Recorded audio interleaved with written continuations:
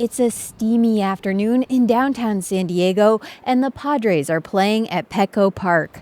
A nearby parking lot is filled with tailgaters and lines of kids on summer camp field trips. The Giants are playing. Darlene Collins is visiting from the Bay Area. She looks skeptically at a large steel stall on the sidewalk. I did not know that was the bathroom. I thought that was some kind of electrical equipment or something. Collins was mystified by a Portland Loo, one of two new public restrooms in downtown San Diego. Originally designed by the city of Portland, Oregon, the restrooms are meant to be easy to install and clean. They're connected to a sewer line and have running water. Still, Collins wasn't keen on trying one out. No way, I wouldn't go in there. If she did have to go, I would hold it and go in the ballpark. But for others, that's not an option. A lot of us don't have a restroom to go to, so we can use that one and it helps. Ronald Bennett has been homeless for 22 years and often sleeps near Petco Park. Before the loo was installed, I had to go all the way downtown.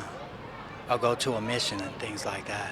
If you or I were to go into a place that was quote unquote public, we would likely be able to gain access, run to the back of a restaurant, walk through the lobby of a hotel. Heather Pollock leads the homeless advocacy nonprofit Girls Think Tank. She says a restroom isn't truly public unless everyone can use it. If I walked in and I was holding all of my belongings, or I hadn't showered in a few days, there's a very high likelihood that I would not be allowed to utilize that. Pollock says the Portland Loos provide the homeless with a human right. Affording individuals the ability to use a private and safe space to utilize a restroom is basic dignity. But not everyone is a Loo fan. The steel enclosed toilets are criticized for their cost of more than $500,000. That's double their original price tag.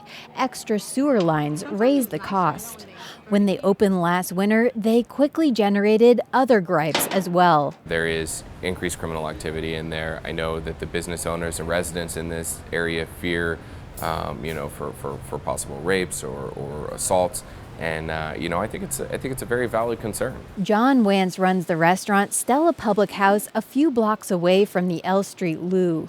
He says the restroom has attracted more homeless people and crime to the area. The criminal element in the area feeds on the area because the transient population is here.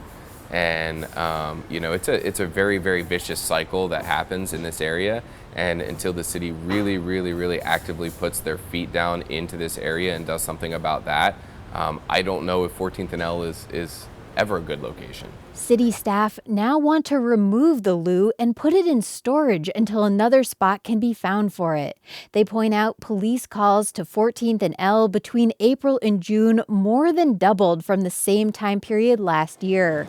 To replace the L Street Loo, the nearby Father Joe's Village's homeless shelter is willing to open its restrooms all day and night if the city pays $80,000 a year for cleaning. If you add up the costs, it actually ends up being cheaper to keep the loo open. I've personally checked out the loo multiple times. It was usually a little smelly and dirty, but nothing worse than a gas station restroom. I also watched the loo for a few hours after dark one night last week and saw a steady stream of people using it. Most didn't look homeless, and I didn't see any obvious criminal activity.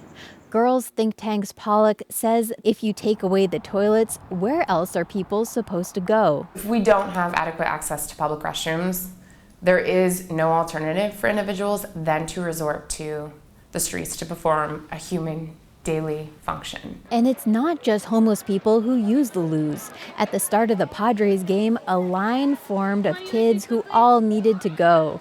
Downtown resident Torian James says he uses the L Street Loo daily.